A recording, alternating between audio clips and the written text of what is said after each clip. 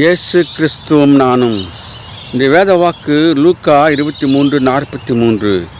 இயேசு அவனை நோக்கி, இன்றைக்கு என்னுடனே கூட பரதேசில் இருப்பாய் என்றார். அன்பான சகோதர சகோதரிகளே, ஆண்டவர் சிலுவை மரத்திலே தொங்கிக் கொண்டிருக்கும்போது அவர் அக்கிரமக்காரராக எண்ணப்பட்டார் என்ற வேத வாசனம் நிறைவேற 2 பக்கமும் 2 கல்லர்களை அவர் கூட சிலுவையில் அறைந்தார்கள். இடது பக்கம் இருந்த கல்லன், நீர் தேவனுடைய குமாரனானால் உன்னையும் எங்களையும் ரட்சித்துக்கொள் என்று அவரை இடத்தில் சொல்லுகின்றான். அப்போது அடுத்த பக்கத்தில் இருக்கிற கல்லன், நாம் நியாயமாக தண்டிக்கப்படுகிறோம், இவரும் ஒரு குற்றமும் செய்யவில்லையே என்று சொல்லி ஆண்டவரை பார்த்து, ஆண்டவரே உம்முடைய ராட்சியத்திலே வரும்போது அடியனை நினைத்தருளும் என்று சொல்லுகின்றான். அப்போது ஆண்டவர் சொல்கின்றார், நீ எனக்கு என்னோடு கூட பரதேசில் இருப்பாய் என்று சொல்கின்றார்.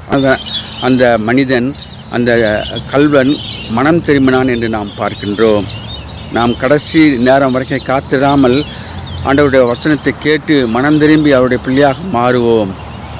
ஆண்டவர் நம்மை ஏற்றுக்கொண்டவராக இருக்கின்றார். சிலுவையிலே தொங்கும்போது கூட அந்த கல்வனுக்கு ரட்சிப்பை கொடுத்தார். நம் ரட்சிப்பு அடைய ஆண்டவர் கிருபை செய்வாராக. Have a blessed day. God bless you. Give your heart to God or hand to man. Thanks for watching.